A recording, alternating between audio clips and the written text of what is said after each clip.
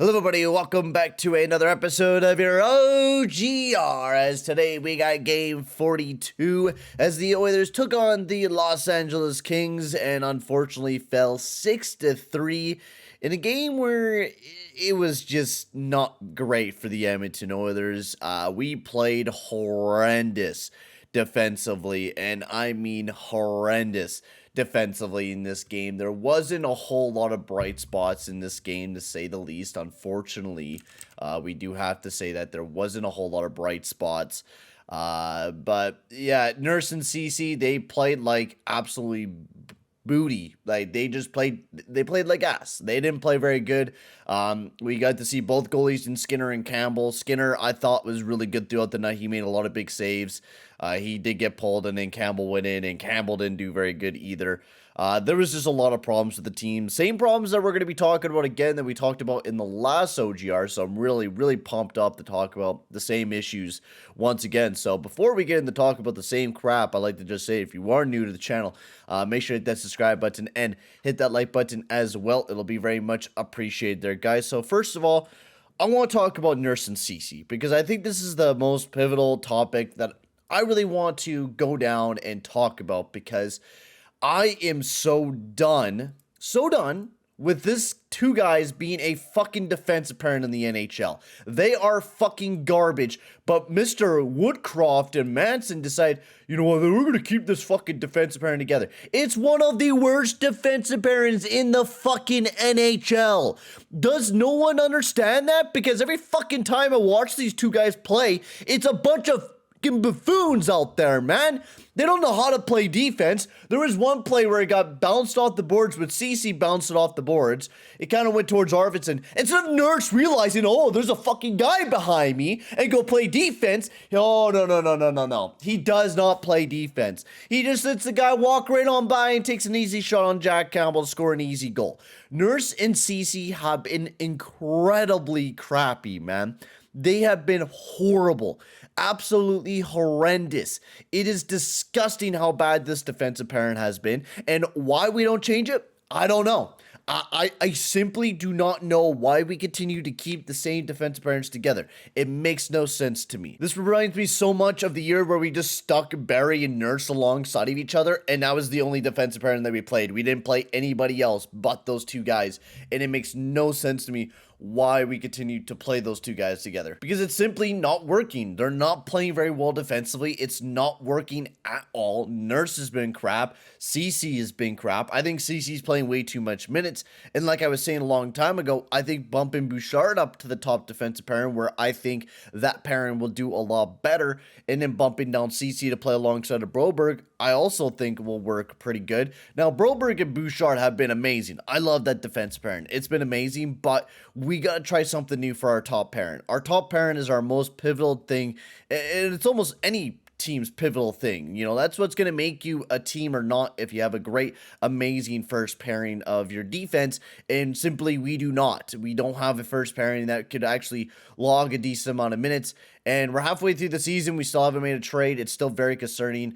It even sounds like we're not going to be trading away Broberg, which is also very concerning. There's just a lot of concerning pieces with this defense core and how horrendous it really has been. It's kind of embarrassing, man. It really is embarrassing that I still have to sit here and talk about this horrendous defense core that we do have, and the fact that we have not changed anything about it. It's quite annoying. It really is.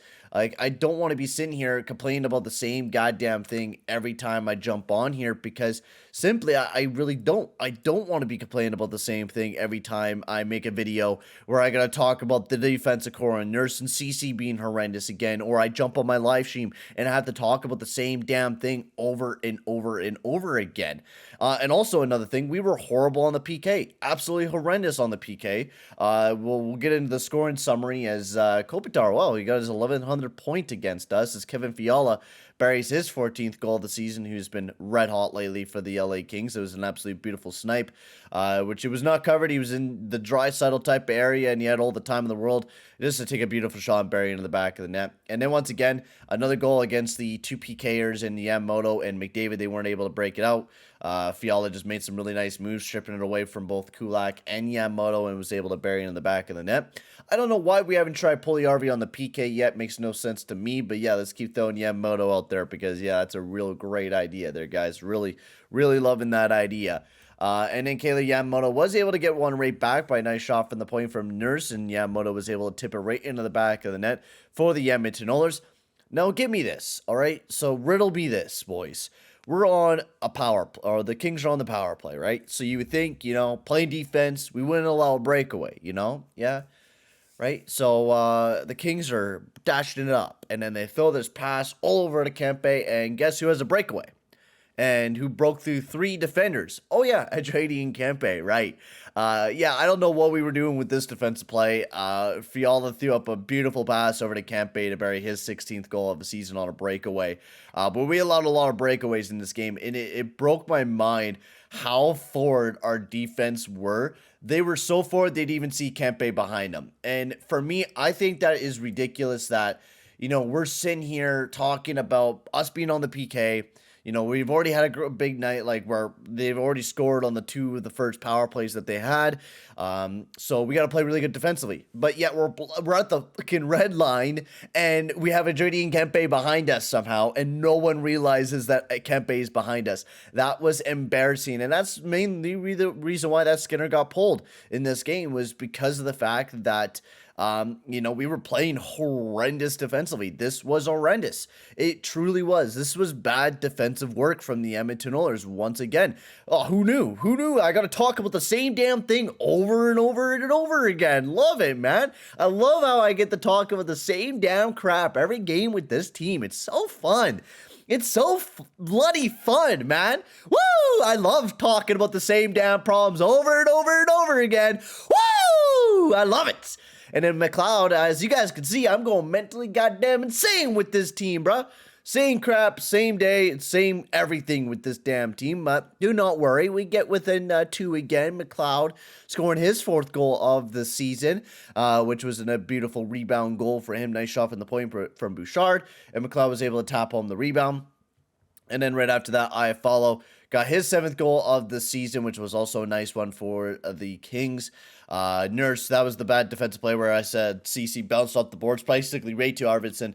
And then Nurse just made a really bad read. Instead of seeing that Iafallo was dashing towards the net, he didn't dash towards Iafallo. He just let him take the puck and then bury into the back of the net, which, I don't know.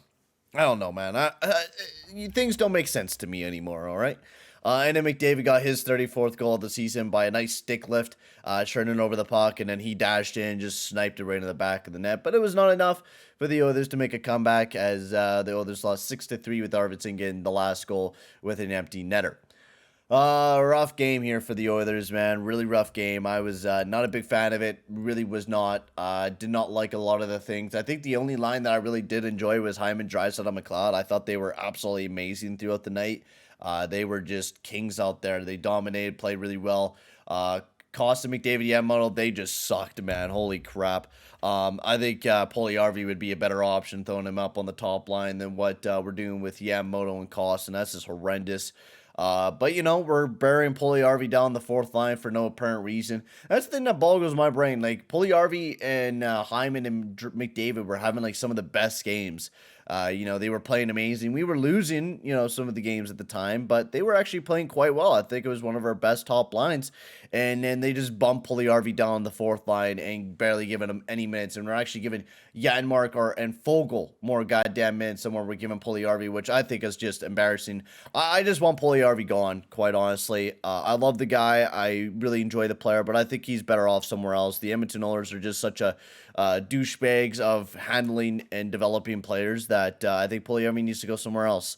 It's sad for me to say that because I love Puljujärvi. He's one of my favorite boys, but I think that this team is just disrespecting the guy. Yeah, they're making him into a hitter/goon type of player when he has the skills to be a really good two-way guy. But they're just not giving him the opportunity, and with him playing 8 minutes a game, I really don't expect him to generate very much offense, to be quite honest with you. And I think he should be going somewhere else because being stuck in Edmonton is not going to get him anywhere. And him being buried down the fourth line is not going to do anything. And the Holloway, Ryan Puljujärvi line was quite good, but only getting 3 minutes of 5-on-5 time together, that's really not enough. But anyways, Fogel, Nuge, and Janmark, they sucked ass. They were just a horrible line. I don't even really remember them very much because that's how dreadful they were.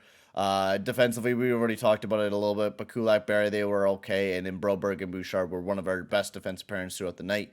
Bouchard did play a pretty big bulk of minutes, and he actually played with Nurse for a little bit, and they were one of our better defensive pairings. Oh, who knew? Who knew putting those two guys together would really work, huh? Who knew? I guess that's me. I talked about it a lot, that those two guys would work perfectly, but we continue to, throw Nurse and CC together because that makes real big sense. Anyways, guys, I'm going to sign off here. Another disappointing game for Edmonton Oilers, man. I'm so done with the team, quite honestly. As an Oilers fan, this is hard for me to watch. It is a hard team to watch. Where we're just can't play defense. Our $9 million defenseman is not even playing like a $9 million defenseman. It's embarrassing. It really truly is embarrassing watching this team play on a daily basis. And we'll have to see how well we play against the Ducks and the Sharks, but we're somehow just in a wild card spot. We're almost out of the playoffs, and if we're out of the playoffs, man, I think that should be it for Holland. That really should be it for Holland because. Yeah, it's embarrassing, man. It really, truly is embarrassing. But I'm going to sign off here, guys. Thank you very much for watching. And, I'll see you guys in the next one. Adios, amigos.